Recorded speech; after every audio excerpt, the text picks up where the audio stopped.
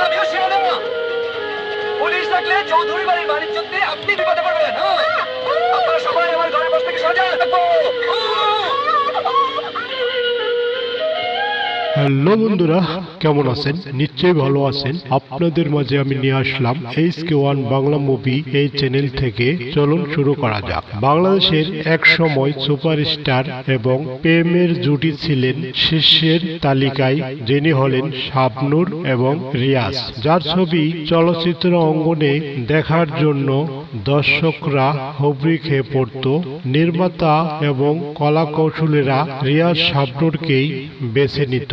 সালমান শাহ মৃত্যুর পরে রিয়াজের এবং শাবনূরের এতটাই চাহিদা বেড়েছিল যে রিয়াজ শাবনূর প্রযোজককে সময় এবং শিডিউল দিতে পারতেছিল না। প্রেম কাহিনী এবং প্রেমের শীর্ষ জুটি ছিলেন শাবনূর এবং রিয়াজ।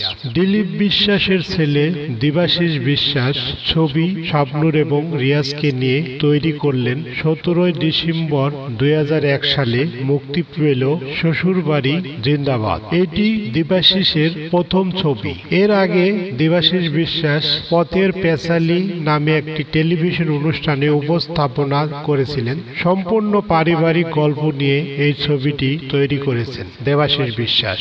এই ছবিতে অভিনয় করেছেন রিয়াজ। রিয়াজের নাম থাকে বাঁধন, শাবনূর প্রেমা চৌধুরী নাম থাকে, সোনিয়া রিয়া চৌধুরী নাম থাকে, বুলবুল আহমেদ, রিনা খান, পবি মিত্র, ডলি জহুর, মিশা সদাগর, ATM শামসুল জামান, আফজাল শরীফ, অমল ঘোষ।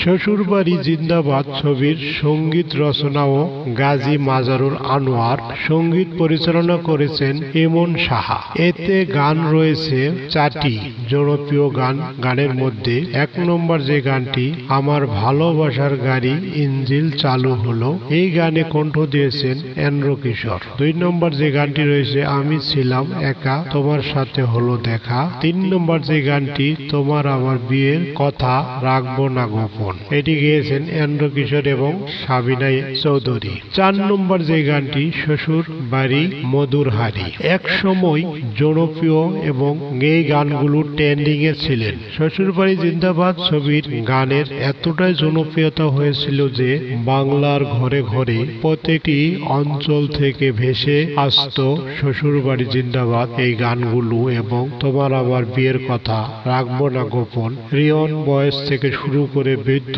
যারা সকলেই গানগুলো গেয়েছিলেন। HK1 বাংলা মুভি এই চ্যানেল থেকে আমি আপনাদের মাঝে হাজির হয়েছিলাম। আপনারা সকলেই কমেন্টস করে জানিয়ে দিবেন আপনাদের কাছে এই ছবিটি শ্বশুর বাড়ি জিন্দাবাদ কেমন লেগেছিলেন, কমেন্টস করে জানিয়ে দিবেন এবং সকলকে ধন্যবাদ।